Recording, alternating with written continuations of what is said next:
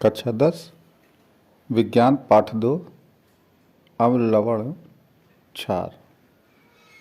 अम्ल क्षारक एवं लवण, इसकी हम प्रश्नोत्तरी हल कर रहे थे। पृष्ठ संख्या 37 पे अभ्यास कार्य। अब हम इसको हल करेंगे।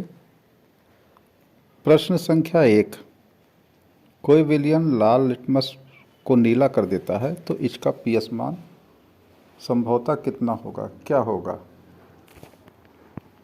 इसका उत्तर होगा डी 10।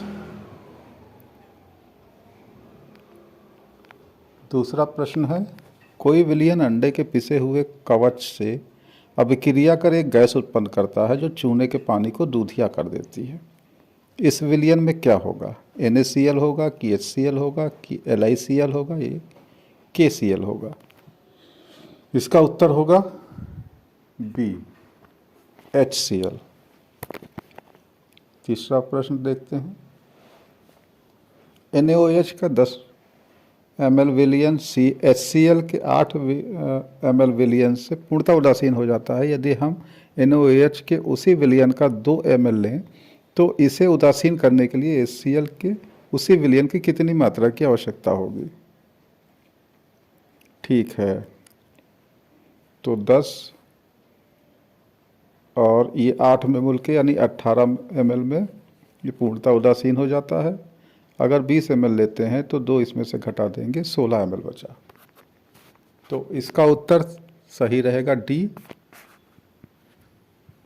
16।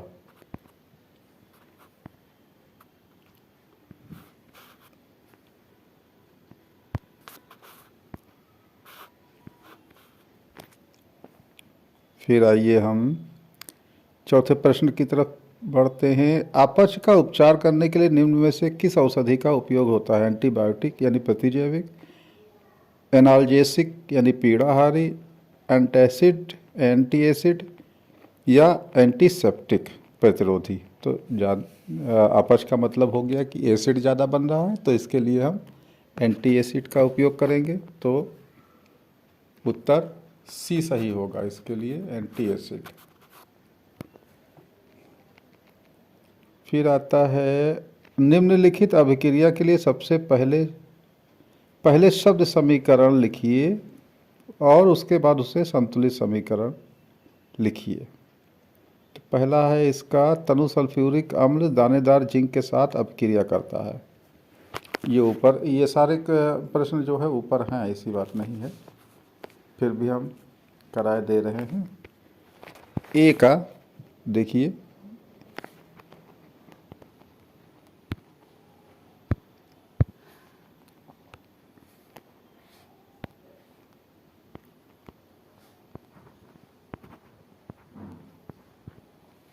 H2SO4 होगा और ये बता रहा है कि जिंक से ये अभिक्रिया करेगा तो क्या बनेगा? जिंक सल्फेट और हाइड्रोजन गैस।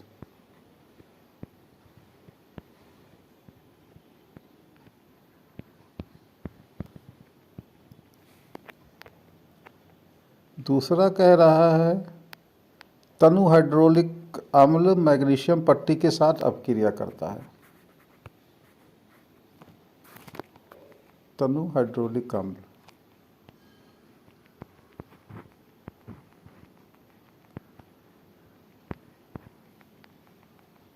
मैग्नीशियम पट्टी के साथ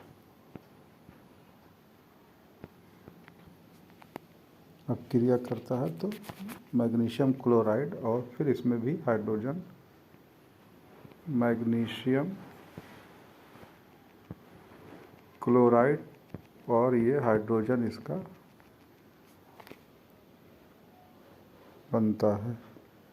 तीसरा आपका प्रश्न पूछ रहा है, तनु सल्फ्यूरिक अम्ल अल्युमिनियम चूर्ण के साथ अपक्रिया करता है।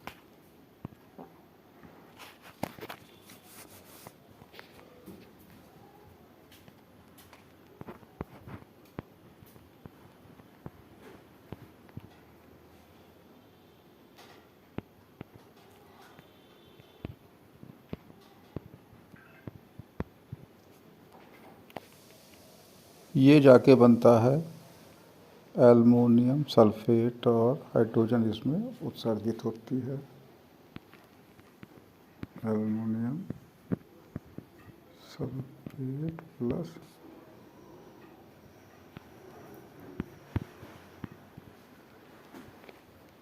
ये हम साथ साथ संतुलित करते चले जा रहे हैं। प्रश्न संख्या डी पूछ रहा है, तनु हाइड्रोक्लोरिक अम्ल लौह के रेतन के साथ यानी लौह के चूर्ण के साथ अपक्रिया करता है।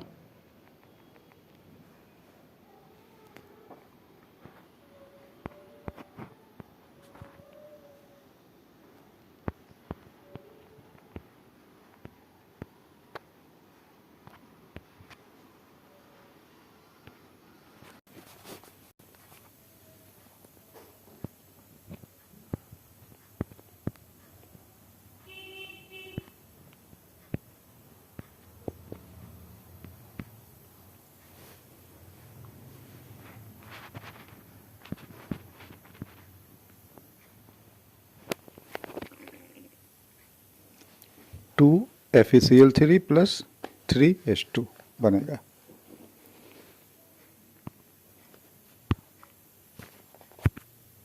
अगला प्रश्न पूछ रहा है आपसे, अल्कोहल एवं ग्लूकोज जैसे यौगिकों में भी हाइड्रोजन होते हैं, लेकिन इनका वर्गीकरण अम्ल की तरह नहीं होता है।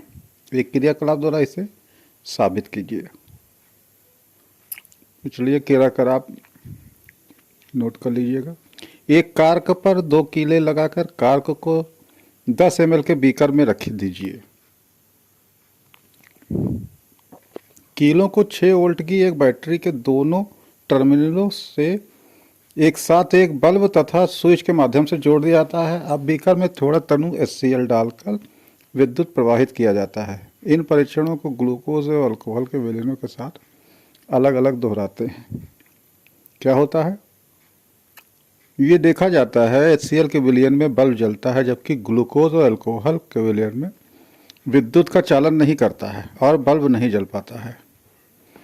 परिणाम इसका क्या निकलता है? HCl हाइड्रोजन तथा क्लोरीन आयनों में विभक्त हो जाता है। विलयन में विद्युत धारा का प्रवाह आयनों द्वारा होता है। जल में अम्ल के विलयन विद्युत का चालन करते हैं, परिणाम स्वरूप बल्ब जल जाता है। इसके विपरीत ग्लूकोज तथा अल्कोहल के विलयन आयन में विभक्त नहीं होते और इस प्रकार इनमें विद्युत का संचालन नहीं हो पाता है। निष्कर्ष इसका क्या निकलता है? निष्कर्ष में आप लिखेंगे, इस क्रियाकलाप से यह निष्कर्ष निकलता है कि सभी अम्ल के हाइड्रोजन होते हैं, लेकिन सभी हाइड्रोजन यौगिकों में अम्ल नहीं पाए जाते हैं। यही कारण है कि ग्लूकोज तथा अल्कोहल में हाइड्रोजन होते हैं, लेकिन उन्हें अम्ल के रूप में वर्गीकृत नहीं किया जाता। 7वां क्वेश्चन देखते हैं, आश्वित जल विद्युत चालक क्यों नहीं होता जबकि वर्षा जल होता है? आश्वित जल विद्युत का चालक नहीं होता है क्योंकि इसमें आयन उपस्थित नहीं होते हैं, जबकि वर्षा जल विद्युत का चालन करता है क्योंकि इसके आयनों में विघटित लवण की मौजूदगी होती है। तो ये रहा आज का।